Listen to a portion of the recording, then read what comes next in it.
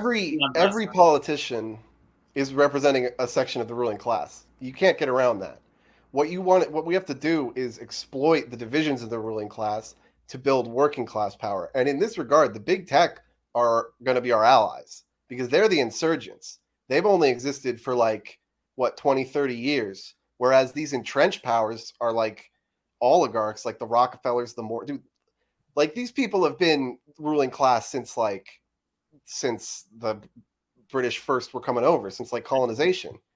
And Yeah, the they're like pliable enough. Yeah, that you can. this is why they like the only people who ever get talked about in the media are the big tech, right? And they always say they're the richest people. Elon Musk is the richest person in the world, or Jeff Bezos. Yeah, right. That's such bullshit.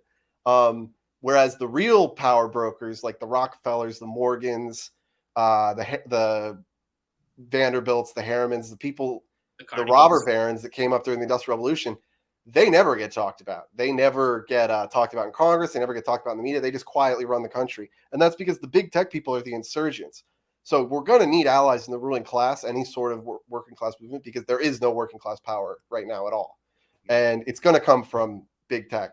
It's like you said, I agree in the context of big tech that there's going to be at least a division within big tech because I don't think it's as simple as, okay, it's all of Silicon Valley or whatever, right? There's divisions you got even Bill within Gates. Silicon Valley. But it's also, I would add, the military industrial complex. There's going to be a section of it. It's a particular section that's not interested in war with Russia.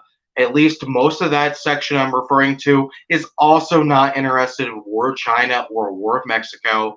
And that tends to be more your Colonel Douglas McGregor, Tulsi Gabbard types. And let's not pretend like there's just these two people. There's a whole, infrastructure within the military industrial complex that's centered around people like this that have a legitimate division within the military, right? So I think it's a combination of Silicon Valley and sections of that and the military industrial complex and sections of that.